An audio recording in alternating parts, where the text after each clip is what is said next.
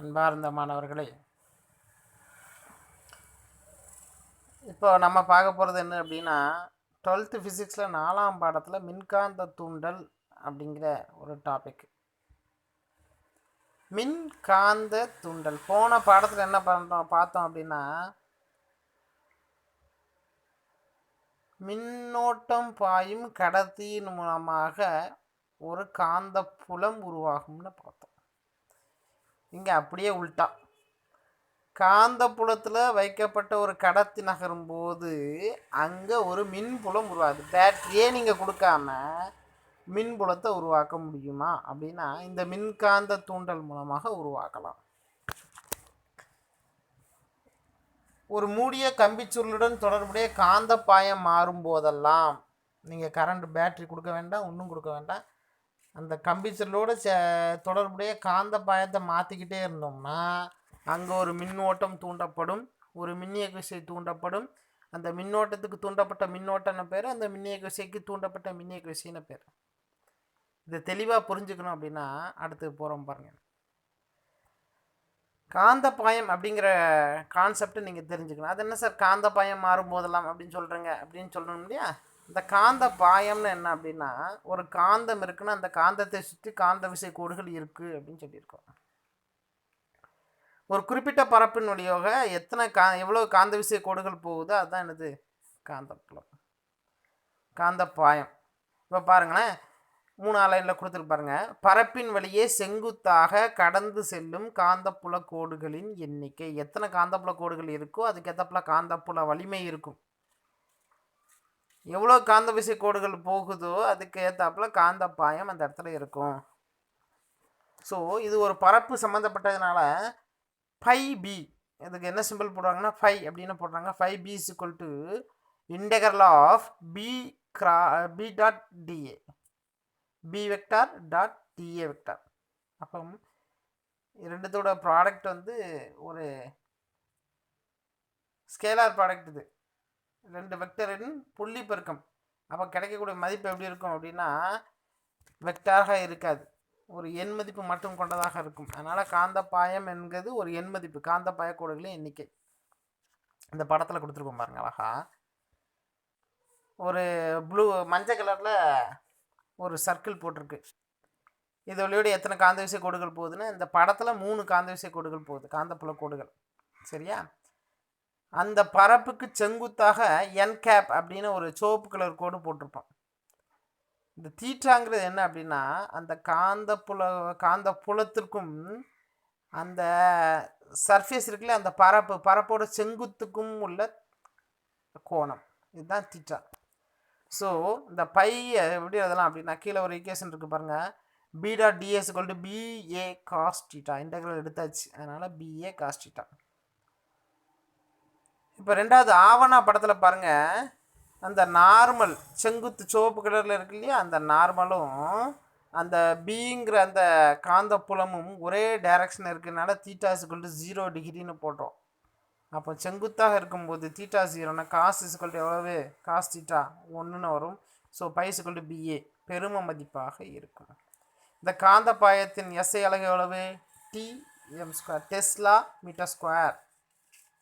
இதை வெபர்னு சொல்லலாம். ஒரு வெபருங்கிறது ஒரு டெஸ்லா மீட்டர் ஸ்கொயர். ஆக இதுலேருந்து என்ன சொல்லலாம், ஒரு குறிப்பிட்ட பரப்பின் நிலையை செல்லும் காந்த புல கோடுகளின் எண்ணிக்கை தான் காந்த பாயம். இந்த சர்ஃபேஸ் இருக்கு இல்லையா அந்த பரப்பு, அந்த காந்த பாயத்திற்கு செங்குத்தாக இருந்ததுன்னா அதிகமான காந்த விசை கோடுகள் செல்லும், காந்த பாய மதிப்பு அதிகமாக இருக்கும். கிளியர்? ஓகே. இப்போது இதை ஃபஸ்ட்டு செஞ்சது யார்? பேட்டரியே கொடுக்காம ஒரு மின்புலத்தை ஒரு மின்னோட்டத்தை உருவாக்க முடியும்னு கண்டுபிடிச்சது யார் அப்படின்னா ஃபாரடே அப்படிங்கிறத கண்டுபிடிச்சார். ஃபாரடே 2 விதமாக சோதனை செஞ்சார். இதுதான் முதல் சோதனை. படத்தில் பாருங்கள், ஒரு கேல்னாமீட்டர் கம்பிச்சுருளோட கனெக்ட் பண்ணி வச்சுருக்கோம். கரண்ட் எங்கேயுமே கனெக்ட் பண்ணலை. ரைட் சைடில் ஒரு மேக்னெட் இருக்குது. ஒரு காந்தத்தை சுற்றி காந்தப்புல கோடுகள் இருக்குது. இந்த காந்தத்தை அந்த கம்பிச்சுருளுக்குள்ளே உள்ளே இன்செர்ட் பண்ணி வெளியே எடுக்கும்போது கால்னாமீட்டரில் ரீடிங் ஆடுது. இப்போ என்ன பண்ணுறோம்னா கம்பிச்சுருளுக்கு ரைட்டில் ஆரோ மார்க் போட்டிருக்கேன், காந்தத்துக்கு லெஃப்டில் ஆரோ மார்க் போட்டிருக்கேன். அப்போ ரெண்டுத்தையுமே மூவ் பண்ணுறோம். ஒன்றுக்கொன்று அருகே கொண்டு வரும்போது என்ன ஆகும்னா கால்னாமீட்டரில் விலகல் காட்டுது. 0 நடுஸில் இருக்கும். இப்படி இல்லாமல் ரைட் சைடில் விலகல் காட்டுதா, இது வலப்புற விலகல். ரெண்டுத்தையும் பக்கத்தில் கொண்டு வரும்போது என்ன ஆகுது, விலகல் காட்டுது. எதனால்? கால்னாமீட்டர் எப்போ விலகல் காட்டுன்னா உள்ளே எப்போ கரண்ட் ஃப்ளோ ஆகுது அப்போ தான் காட்டும். எப்போ நீ கம்பிச்சுருளுக்குள்ளே காந்தத்தை உள்ளே இன்சர்ட் பண்ணி வெளியில் எடுக்கிறியோ, மூவ் பண்ணுறியோ, அப்போ என்ன ஆகுது அப்படின்னா அங்கே உள்ள ஆட்டோமேட்டிக்காக ஒரு கரண்ட் இன்டியூஸ் ஆகுது, ஒரு கரண்ட்டு தூண்டப்படுது, ஒரு மின்னோட்டம் தூண்டப்படுது. அந்த தூண்டப்பட்ட மின்னோட்டம் தான் கால்னாமீட்டரை இயங்க செய்யுது, கால்னாமீட்டரில் ரீடிங் காட்டுது. இது வலப்புற விலகல். சப்போஸ் ரெண்டுத்தையும் விலக்கி கொண்டு போகிறோன்னு வை, இப்போ கம்பிச்சுருளுக்கு உள்ள காந்தத்தை கொண்டு போகும்போது வலப்புற விலகலும், கம்பிச்சுருலேருந்து காந்தப்புலத்தை வெளியில் எடுக்கும்போது இடப்புறமாக விலகலும் நடக்கும். இப்போ லெஃப்ட் சைடில் மூவ் ஆகுதா கால்னாமீட்டர். ஸோ இவ்வாறாக கம்பிச்சுருளுக்குள்ளே காந்தத்தை மூவ் பண்ணனா தன்னால் கரண்ட்டு ப்ரொடியூஸ் ஆகுது. இது ஒரு வகையான மின்னோட்டம். இதே வகையில் ரெண்டாவது ஒரு சோதனை செய்கிறார். என்ன சோதனைன்னா 3ஆவது பாடத்தில் படிச்சிருப்போம், மின்னோட்டம் பாயும் கம்பி சுருளானது ஒரு காந்த புலத்தை உருவாக்கும் அப்படின்ட்டு. அப்போ இப்போ 2 காயில் எடுக்கிறாரு. ஒரு காயிலுக்கு பேட்டரி கனெக்ஷன் கொடுக்குறாரு, இன்னொரு காயிலுக்கு பேட்டரி கனெக்ஷன் கொடுக்காம கால்னாமீட்டர் கனெக்ட் பண்ணுறாரு. காயில் இருக்கு இல்லையா, அதை பின்னு வச்சுக்கோ, ரெண்டாவது காயில் எஸ்ன்னு வச்சுக்கோ. காயில் வழியோடி பேட்டரி கொடுத்து கரண்ட்டை ஒரு டைரெக்ஷனில் ஃப்ளோ பண்ண வச்சிட்ருக்காரு. அந்த கரண்ட்டு மாற மாற இப்போ மின்னோட்டம் இல்லாத போது விலகல் இல்லை. சப்போஸ் மின்னோட்டம் உருவாக்குறோம் அப்படின்னா மின்னோட்டம் ஒரு குறிப்பிட்ட டைரெக்ஷனில் ஃப்ளோ ஆகிற மாதிரி காட்டுறான்னா, ஃப்ளோ ஆகும்போது அதை சுற்றி ஒரு காந்தப்புலம் உருவாகி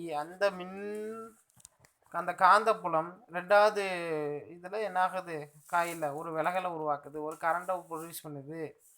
ஆக காயிலில் போகக்கூடிய கரண்ட்டு ஒரு காந்தப்புல மாற்றத்தை உருவாக்கி ரெண்டாவது காயிலில் ஒரு கரண்ட்டு ஃப்ளோ ஆகுது. சப்போஸ் இந்த கனெக்ஷனை உருவிட்ட இந்த கீங்கிறத எடுத்துருப்பாங்க பாருங்கள், கீயை எடுத்துட்டோமா, கீங்கிறத எடுத்துட்டோம் அப்படின்னா சாவி எடுத்தாச்சு அப்படின்னா கரண்ட்டு ஃப்ளோ ஆகிறது நின்றுடும். ஃப்ளோ ஆகிறது நின்றுட்டா விலகல் ஆப்போசிட் டைரெக்ஷனில் காட்டும். ஸோ இவ்வாறாக ஒரு காயிலில் கரண்ட் ஃப்ளோ ஆகும்போது இன்னொரு காயிலில் அது கரண்ட் ப்ரொடியூஸ் பண்ணிச்சுன்னா இதுக்கு தூண்டப்பட்ட மின்னோட்டம்னு பேர். இப்போ இதை வச்சு 2 விதி சொல்கிறார். முதல் விதி என்ன, ஒரு மூடிய சுற்று தொடர்புடைய காந்தப்பாயம் மாறும் போதெல்லாம் சுற்றின் மின்னியக்கு தூண்டப்படும். எப்போல்லாம் காந்தப்பாயத்தை மாற்றுவோமோ அப்போல்லாம் மின்னியக்கு தூண்டப்படும். இது முதல் விதி. ரெண்டாவது விதி என்ன சொல்கிறாருன்னா, அந்த தூண்டப்பட்ட மின்னியக்கு விசை அந்த காந்தப்பாயத்தை எதிர்க்கும் வகையில் இருக்கும். அது எப்படி இருக்கும்னா, மூடிய சுற்று தூண்டப்பட்ட மின்னியக்கு விசையின் எண் மதிப்பு, அந்த எண் மதிப்பு எப்படி இருக்கும் அப்படின்னா நேரத்தை பொறுத்து சுற்றுடன் தொடர்புடைய காந்தப்பாயம் மாறும் வீதத்துக்கு சமம். எவ்வளோ காந்தப்பாயம் மாறுதோ அதுக்கு சமமாக இருக்கும். இப்போ உதாரணத்துக்கு இந்த கொடுத்துருக்கா, ஈங்கிறது தூண்டப்பட்ட மின்னியக்கு விசை, ஈ டி, காந்தப்பாயம் தான் phi. So d phi by d t. இதுதான் என்னது, தூண்டப்பட்ட மின்னியக்கு விசை. ரெண்டாவது விதி. முதல் விதி என்னது, எப்போல்லாம் காந்தப்பாயம் மாறுதோ அப்போல்லாம் மின்னியக்கு விசை தூண்டப்படும். ரெண்டாவது விதி என்னது, அந்த காந்தப்பாயம் மாற்றம் மின்னியக்கு விசை தூண்டப்பட்ட மின்னியக்கு விசை எண் மதிப்புக்கு சமம். லென்ஸ் விதி என்ன சொல்கிறாருன்னா, இது மதிப்பை எண் மதிப்பை சொல்லிட்டாரு ஃபாரடே. லென்ஸ் விதி என்ன சொல்கிறாருன்னா, அது என்ன டைரக்ஷனில் இருக்குன்னு சொல்கிறார். அந்த தூண்டப்பட்ட மின்னோட்டத்தின் திசையானது அதை உருவாக்க காரணமானது எப்பொழுதும் எதிர்க்கும் விதத்தில் அமையும். லென்ஸ் என்ன சொல்கிறாருன்னா, E=d5/dtங்கிற ஃபாரடே சொன்னார். மேலே இருக்கா டாப் லைனில் E=d5/dt அப்படிங்கிறது. இவர் என்ன சொல்கிறாருன்னா, அந்த காந்தப்பாய மாற்றத்தை எதிர்க்கும் வகையில் இருக்கும். ஆக E=-d5/dt. n சுற்றுகள் இருந்தால் n போட்டுக்கணுண்டா, சரியா? அப்போ மைனஸ்ங்கிற சைனை ஒரு எக்ஸ்ட்ராவாக சேர்க்குறார். ஏன் சார் இப்படி அப்படின்னா 2 விதமான விளக்கம் கொடுக்கலாம். ஃபஸ்ட்டு ஒரு படம் கொடுத்துருக்கோம் பாருங்கள். ஏபி அப்படிங்கிற ஒரு தகட்டு இருக்குது. இப்போது எக்ஸ்எக்ஸாக போட்டிருக்கா, இன்ட்டு போட்டிருக்கிறது தான் என்னது அப்படின்னா, கீழே படத்தில் கொடுத்துறோம் பாருங்கள். பி வெக்டார் உட்புறமாக இந்த தாளின் சலத்துக்கு செங்குத்தாக உட்புறமாக இருக்குன்னு வச்சுப்போம். இப்போ அந்த ஏபிங்கிற அந்த தகட்டை நகட்டுறோம் அப்படின்னா காந்தப்புல கோடுகளின் எண்ணிக்கை என்னாகும், மாறுபடுமா? அப்போ இந்த இடத்துல ஒரு மின்னோட்டம் தூண்டப்படுமா? இந்த மின்னோட்டம் தூண்டப்படுறது ஒரு மின்புலத்தை உருவாக்குமா? அது எப்படி இருக்கும்னா இந்த உள்புற மின்னோட்டத்துக்கு ஆப்போசிட்டாக வெளிப்புறமாக இருக்கும். அதான் புள்ளி புள்ளியாக கொடுத்துருக்கேன்.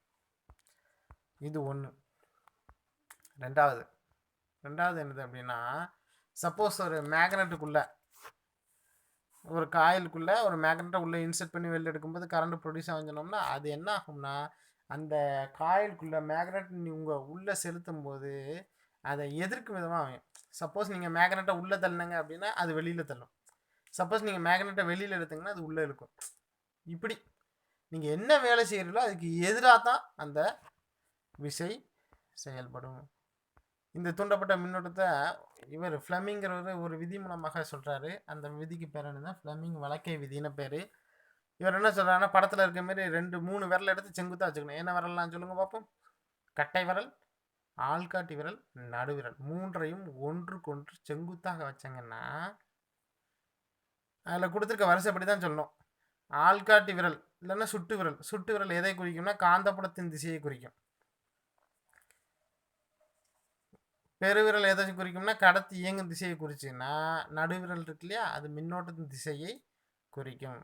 ஆக காந்தப்புலத்தில் வைக்கப்பட்டுள்ள ஒரு கடத்தி நகரும் போது ஒரு மின்னியக்கு விசை தூண்டப்படும் அப்படிங்கிறத இது சொல்கிறதுனால இதுக்கு மின் இயற்றி விதி அப்படின்னும் பேர். இப்போ லாரன்ஸ் விதியிலிருந்து இல்லை லாரன்ஸ் விசையிலேருந்து இந்த விசைக்கு லாரன்ஸ் விசைன்னு பேர். இதுக்கு என்ன பேர்? லாரன்ஸ் விசையிலேருந்து மின்னியக்கு விசை எப்படி பெறுதல் அப்படின்ட்டு பேர். லாரன்ஸ் விசைன்னு என்ன? காந்தப்புலத்தில் வைக்கப்பட்டுள்ள ஒரு கடத்தி நகரும் போது அதன் மீது ஒரு விசை செயல்படும். அது லாரன்ஸ் காந்த விசை. லாரன்ஸ் காந்த விசை காந்தப்புலத்தில் வைக்கப்பட்டுள்ள நகரும் கடத்தி மீது செயல்படும் விசை லாரன்ஸ் காந்த விசை. இப்போ படத்தில் இருக்கு பாருங்க, இன்டா போட்டிருக்கு. அப்போ என்னது? காந்தப்புலம் அந்த பேப்பரோட தளத்துக்கு செங்குத்தாக உள்நோக்கி போகுதுன்னு வச்சுக்கோங்க. இப்போது இதில் ஒரு ஏபிங்கிற ஒரு கடத்தியை வச்சு அந்த கடத்தியை விங்கிற வேகத்தில் மூவ் பண்ணுறோன்னு வைங்க. அப்போ காந்தப்புலத்தில் ஒரு கடத்தி நகருது. கடத்தினால் உள்ள என்ன இருக்குது? வேறு ஒன்றும் இல்லை, எல்லா கட்டுரா எலக்ட்ரான்கள் நிறைய இருக்குது. ஒரு கடத்தி மூவ் ஆகுதுன்னா அப்போ அந்த கடத்தின் மீது செயல்படக்கூடிய லாரன்ஸ் விசை என்னவாக இருக்கும் அப்படின்னா, அண்டர்லைன் பண்ணி வச்சுருக்கு பாருங்கள், FB minus EV cross B. Minus EV cross பின்னா ஏன் போட்டோம்? Charge into V cross B. இது ஃபார்முலா, லாரன்ஸ் விசைக்கு ஃபார்முலா. எலக்ட்ரான் மேலே செயல்படுறதுனால ஈன்னு போட்டிருக்கோம், E into V cross B. இப்போ என்ன பண்ணுறோம்? இதே எலக்ட்ரான் மீது செயல்படக்கூடிய கூலும் விசை என்ன அப்படின்னு பார்க்குறோம். அது என்னது? FE minus E. சமநிலையில் இருக்கும்போது இந்த லாரன்ஸ் விசையும் இந்த கூலும் விசையும் சமம் அப்படிங்கிறனால என்ன பண்ணணும் அப்படின்னா இந்த ரெண்டு விசையும் சமப்படுத்துகிறோம். ரெண்டு ஈக்குவேஷனு மைனஸ் EV கிராஸ் பியும் மைனஸ் Eயும் சமன்படுத்தினாங்கன்னா மைனஸ் மைனஸ் என்ன ஆயிரும்? கேன்சல் ஆயிரும். ஸோ VB ஈன்னு கிடைக்கும். நமக்கு தெரியும் மின்னழுத்த வேறுபாடுக்கு ஃபார்முலா. இது ஒரு மின்னியக்கு விசை உருவாக்குன்னு சொன்னோம்னா அதை தானே கண்டுபிடிக்கணும். அந்த மின்னியக்கு விசை உருவாக்கணும்னா ஈயை கண்டுபிடிக்கணும். ஸோ V EL நமக்கு ஃபார்முலா தெரியும். V ஈக்கு பதிலாக மேலே ஒரு ஃபார்முலா போட்டிருக்கோம்ல, VBன்ட்டு அந்த ஸ்மால் V இன்ட்டு B அது போட்டோம்னா so capital V small V into B into L அப்படின்னு கிடைக்கும். இதுதான் மின்னியக்கு விசை. ஸோ இந்த தூண்டப்பட்ட மின்னியக்கு விசை E ஆனது BLV அப்படின்னு நம்ம சொல்லிக்கலாம். இது ஒரு முக்கியமான 3 மார்க் கொஸ்டின், நல்லா படித்து வச்சுக்கோங்க. இதுதான் லாரன்ஸ் விசையிலேருந்து மின்னியக்கு விசையை பெறுதல். மித்ததை நம்ம அடுத்த வகுப்பில் பார்ப்போம்.